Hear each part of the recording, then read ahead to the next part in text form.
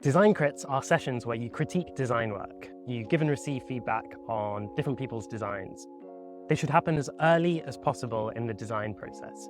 Even if you've still got things in low fidelity or you've sketched stuff out on paper, they're useful to get another opinion on where elements are placed, how a flow is structured, and so on. They should also happen as often as possible.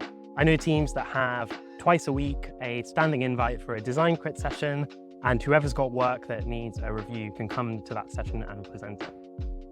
So my team has recently changed how we structure design crits, and we've made the process a lot more transparent, a lot more open, and hopefully it's going to mean more people are comfortable sharing their work, and will hopefully also lead to better designed products and services. So in this video, I'm going to talk you through the 5 rules of running great crit sessions. And make sure you stick around to the end, where I'll share with you a free cheat sheet for how to ask good questions and give good feedback. So I'm Parvin, I'm a design educator who teaches people how to get better at design.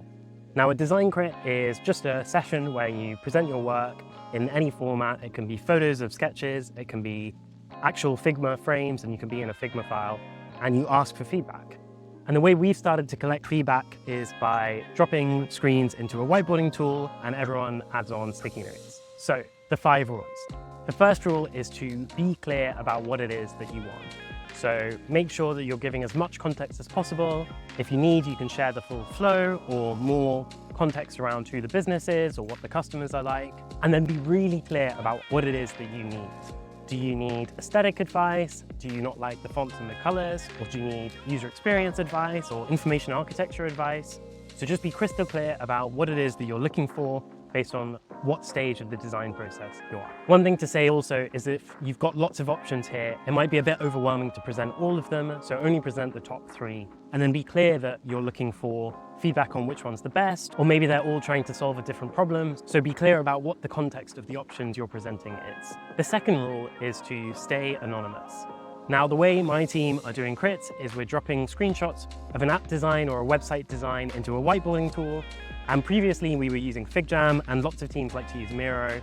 But the problem with these tools is that it always attaches your name. You can either see someone's name on their cursor, or on the post-it or sticky, it's got a little name tag there, which you can always turn back on.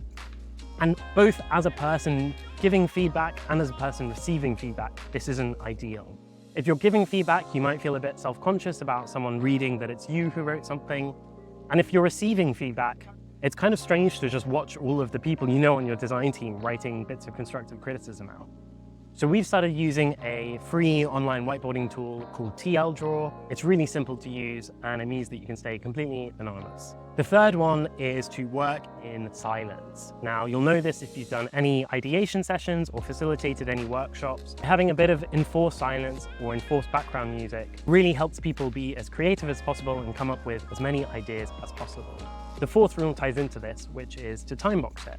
Make sure you set a timer for maybe 5 or 10 minutes, depending on how much work there is to review, and try and get people to stick to that as much as possible. If you need, you can add more time box sessions. But again, the reason for doing this is that once you have a time constraint, it allows people's creativity to shine through. It's really weird. If you've not tried this, you probably think it sounds crazy that more constraints leads to more creativity. But it's so true. The second you put a timer in, people start rushing to get their ideas out. So it's a great way to get good feedback. The fifth rule is to be kind. If you're giving feedback, don't make it personal. Just be as constructive as possible. Think about what would make the product or the service the best that it could be. And it's the same if you're on the receiving end. Take the feedback as kindly as possible. Even if people have written things and you think, hey, that might have been a bit snarky, just don't take it personally. People are just there trying to make the product the best it can be. So those are the 5 rules of design crits, and I hope that they make your design crits even better.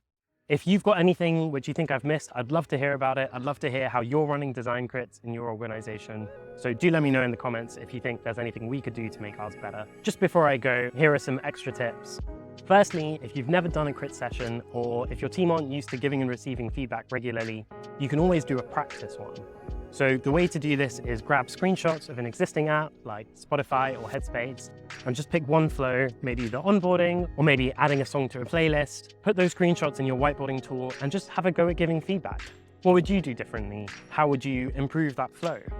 Just by practicing this, it makes your team work better, it shows everyone the value of getting feedback, and it does this without having to put anyone in your team on the spot. So it's a really good thing to practice if you're new to doing crits. The second thing to say is that design crits aren't for everyone.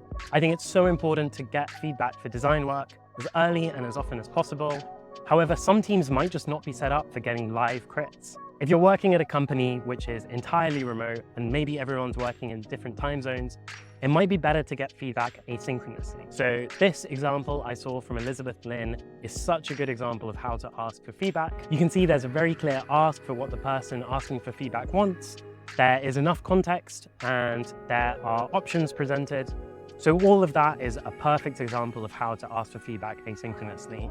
So that might be one to try if live design crits haven't been working for you. And as a bonus, I've got a PDF for how to ask good questions and how to give good feedback. So if you check the video description, you'll find a link to download that. Thank you so much for watching.